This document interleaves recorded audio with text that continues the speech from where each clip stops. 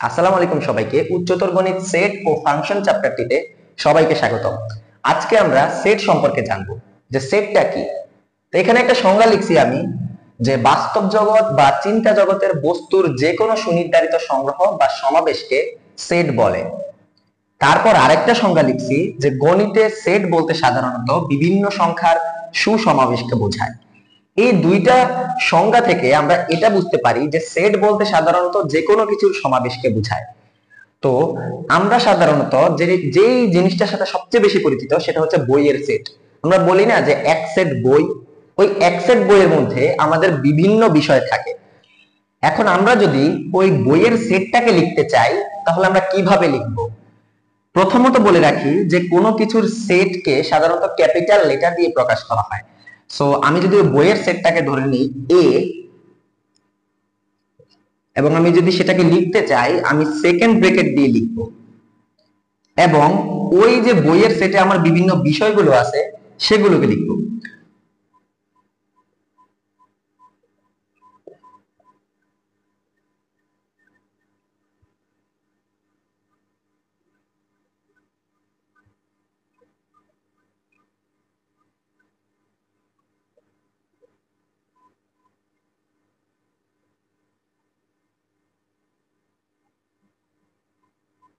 আমি যদি ধরে নিই যে আমার ওই এক সেট বইয়ে তিনটা বিষয় আছে, যে বাংলা, গণিত, রসায়ন, তাহলে আমি সেগুলোকে এভাবে কমা আকারে লিখবো।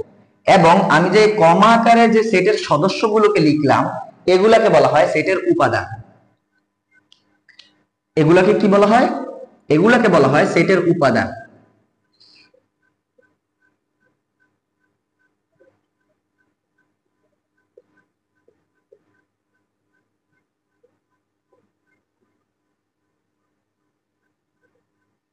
এগুলাকে সেটের উপাদান বলা হয়। এখন যদি আমি আরেকটা সেট চিন্তা করি, যে ইংরেজি বর্ণমালার একটা সেট, সেটাকে আমি ধরে নিলাম বি, এবং সেই সেটে কি কি উপাদান আছে অর্থাৎ যে সদস্যগুলো আছে সেগুলোকেই তো আমরা উপাদান বলছি। আমি ধরে নিলাম সেখানে চারটা উপাদান আছে, যে এ, B, C, D. A B C D এই চারটা উপাদান আছে। এখন আরেকটা জিনিস জানতে হবে যে আমরা যখন এই বর্ণমালার সেট লিখব তখন যে সেটের সদস্যগুলো আছে এগুলোকে অবশ্যই আমরা ছোট হাতের অক্ষরে লিখব। আমরা সেটটাকে যখন প্রকাশ করব তখন সেটাকে আমরা অবশ্যই বড় হাতের অক্ষরে প্রকাশ করব। আর যখন তার ভুক্তি বা উপাদানকে আমরা লিখব সেটাকে অবশ্যই আমরা ছোট হাতের অক্ষরে লিখব।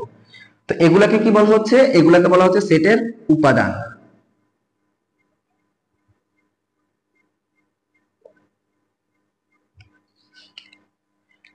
আমরা যদি আরেকটা সেট চিন্তা করি, বিভিন্ন সংখ্যার যদি আমরা সেট চিন্তা করি, যে আমি একটা সেট চিন্তা করলাম যে বিজোড় সংখ্যার সেট, আমি একটা সেট লিখবো যেখানে বিজোড় সংখ্যাগুলি থাকবে। তো আমি চারটা উপাদান নিলাম, সেই চারটা উপাদান কি কি? 1, 3, 5 এবং 7।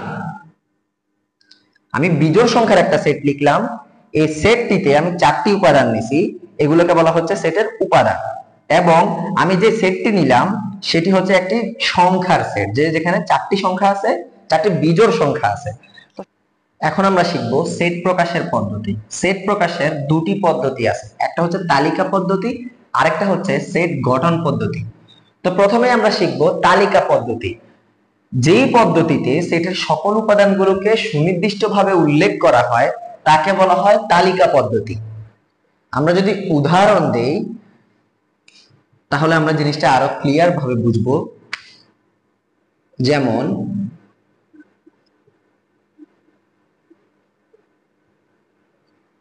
আমি যদি বলি যে প্রথম পাঁচটি স্বাভাবিক সংখ্যার সেট, আমি যদি একটু লিখে দিই,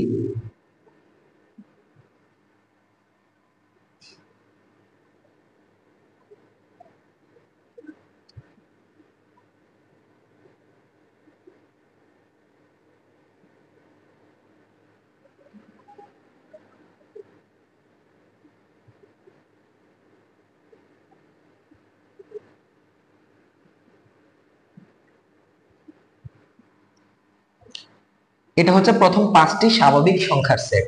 এখন আমরা যদি প্রথম 5টি স্বাভাবিক জোড় সংখ্যার সেটের কথা চিন্তা করি, অর্থাৎ প্রথম 5টি স্বাভাবিক জোড় সংখ্যার সেট, জোড় সংখ্যার সেট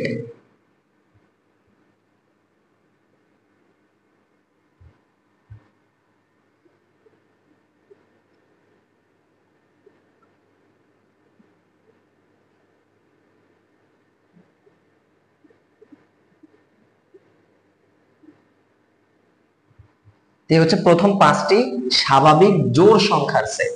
একইভাবে আমি যদি প্রথম 5টি স্বাভাবিক বিজোড় সংখ্যার সেট লিখি, যে প্রথম 5টি স্বাভাবিক বিজোড় সংখ্যার সেট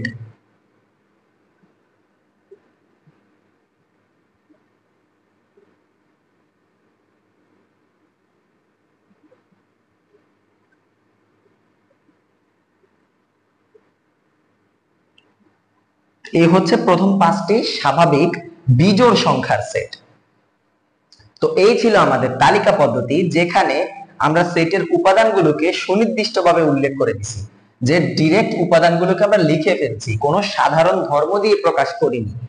যেমন আমি বলেছি প্রথম 5টি স্বাভাবিক সংখ্যার সেট, সেক্ষেত্রে আমি প্রথম 5টি স্বাভাবিক সংখ্যা লিখে দিছি, এবং একই রকম ভাবে প্রথম 5টি স্বাভাবিক জোড় সংখ্যার সেটও লিখেছি, প্রথম 5টি স্বাভাবিক বিজোড় সংখ্যার সেটকেও আমরা লিখতে পেরেছি। তো এইটা হচ্ছে তালিকা পদ্ধতি, অর্থাৎ যেখানে আমি সেটের উপাদানগুলোকে সুনির্দিষ্টভাবে উল্লেখ করে দিব। এখন আমরা শিখবো যে সেট গঠন পদ্ধতি কি। সেট গঠন পদ্ধতি হচ্ছে যে যেই পদ্ধতিতে সেটের সকল উপাদানকে আমরা সুনির্দিষ্টভাবে উল্লেখ করব না, কেবল সাধারণ ধর্মকে আমরা উল্লেখ করে দিব, সেটাকে আমাদের বলা হচ্ছে সেট গঠন পদ্ধতি। আমরা যদি উদাহরণ দেই তাহলে জিনিসটা আমরা আরো ক্লিয়ারলি বুঝতে পারবো। যেমন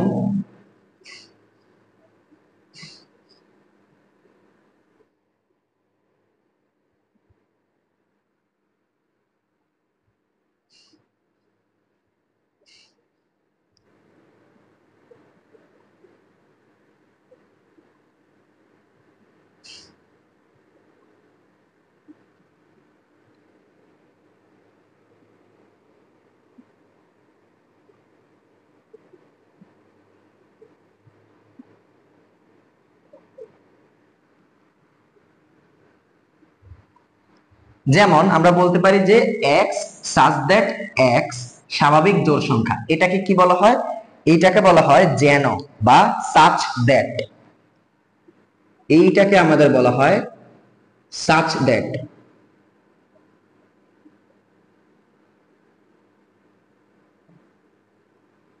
such that বা আমরা যদি এটাকে বাংলায় বলি সেটা হচ্ছে এরূপ যেন। বাংলায় বললে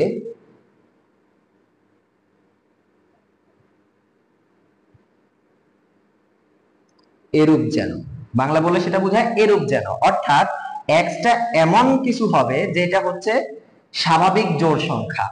অর্থাৎ আমি এই ক্ষেত্রে সেটের উপাদানগুলোকে সুনির্দিষ্টভাবে উল্লেখ করে নিয়েছি কি, তবে আমি একটা সাধারণ ধর্ম উল্লেখ করে দিয়েছি। সাধারণ ধর্মটা কি? যে এক্স হচ্ছে স্বাভাবিক জোড় সংখ্যা, অর্থাৎ আমি যে সেটটা নিব সেই ক্ষেত্রে যে উপাদানগুলি তার থাকবে সেগুলো হবে স্বাভাবিক জোড় সংখ্যা। তো এইটাকে যদি আমরা তালিকা পদ্ধতিতে প্রকাশ করতে চাইতাম, সেই ক্ষেত্রে আমাদের স্বাভাবিক জোড় সংখ্যাগুলো কি দাঁড়াইতো? 2, 4, 6, 8 এইভাবে চলতে থাকতো। এবং আমি যদি এর সাথে আরো কিছু শর্ত দিয়ে দিতাম যে এবং আমি যদি এর সাথে আরো কিছু শর্ত দিয়ে দিতাম, তখন এই জিনিসটা আরো লিমিট হয়ে যেত, অর্থাৎ এটা লিমিটেশন থাকতো। তখন যদি আমি বলে দিতাম যে শুধু স্বাভাবিক জোড় সংখ্যা না, এই স্বাভাবিক জোড় সংখ্যাটা আছেই, এবং এই জোড় সংখ্যাটা হইতে হবে 2 less equal x less equal 6, এভাবে যদি আমি দিয়ে দেই, সেই ক্ষেত্রে আমার এখানে যেটা দাঁড়াবে, সেই ক্ষেত্রে আমি যে সেটটাকে পাবো তালিকা পদ্ধতিতে প্রকাশ করলে, সেখানে শুধু আমার 2, 4 এবং 6 থাকবে, অর্থাৎ 2, 4 এবং 6 থাকবে, 8 কিন্তু থাকবে না। কারণ আমি বলছি যে ওই যে আমি সেটটা গঠন করব সেই উপাদানগুলো এমন হবে যেন তা হবে স্বাভাবিক জোড় সংখ্যা এবং তা 2 এর সমান কিংবা তার চেয়ে বড় হইতে হবে এবং 6 এর সমান কিংবা তার চেয়ে ছোট হইতে হবে। তো সেটাকে যদি আমরা তালিকা পদ্ধতিতে প্রকাশ করতাম আমাদের এখানে 8 থাকতো না, অর্থাৎ 8টা থাকতো না, জাস্ট আমরা 6 পর্যন্ত লিখে দিতাম। তো এইটা ছিল আমাদের তালিকা পদ্ধতি। আমরা একটু আগে যেটা শিখলাম সেই তালিকা পদ্ধতি।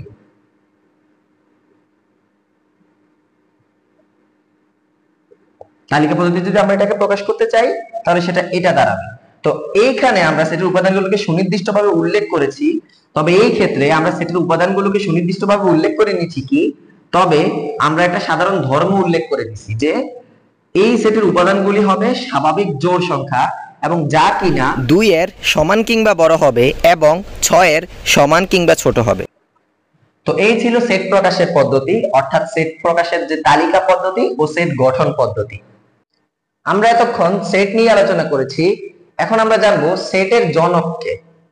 তো সেটের জনক হচ্ছে জার্মান গণিতবিদ জর্জ ক্যান্টর।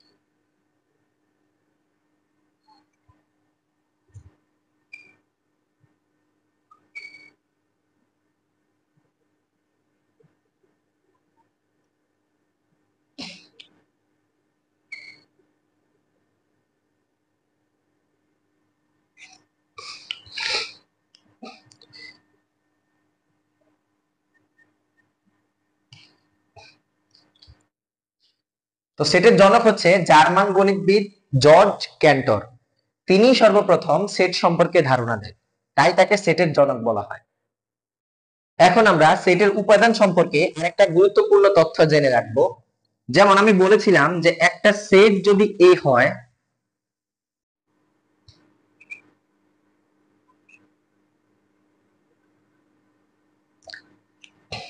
যেমন আমি বলেছিলাম যে একটা সেট যদি এ হয় তাহলে এই যে কমা কমা দিয়ে আমি যেগুলোকে লিখলাম এগুলো হচ্ছে সেটের উপাদান।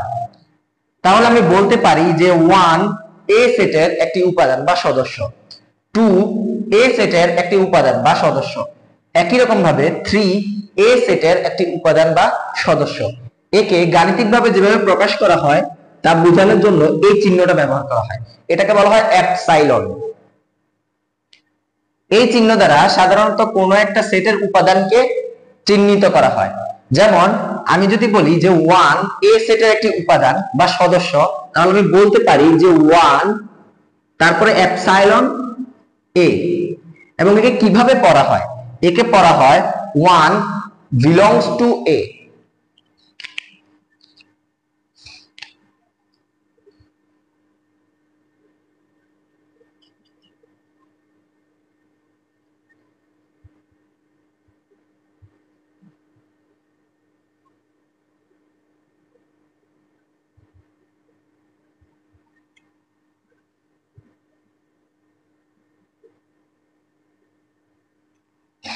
একে পড়া হয় 1 belongs to a। এখন একই রকম ভাবে আমি বলতে পারি যে 2 belongs to a এবং 3 belongs to a। এখন কোন উপাদান যদি প্রদত্ত সেটের সদস্য না হয় তাহলে আমরা সেটাকে কিভাবে প্রকাশ করব? তখন আমরা এটাকে যেভাবে প্রকাশ করব, ধরো আমি ধরে নিলাম যে 4 একটা উপাদান, আমাকে বলা হচ্ছে যে 4 উপাদানটি এই সেটের সদস্য কিনা। তো আমি বলবো যে 4, এভাবে এপসাইলন দিয়ে একটা কাটা দিয়ে দিব, তারপর a, এবং এর পড়া হবে 4 does not belongs to a, অর্থাৎ 4 a সেটের সদস্য নয়।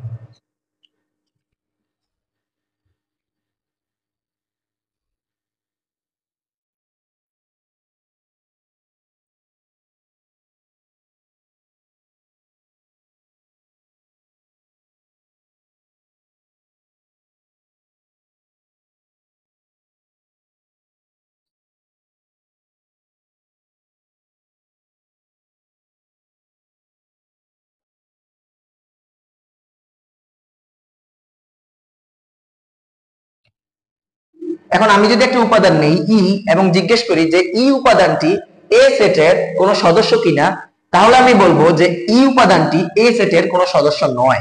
অর্থাৎ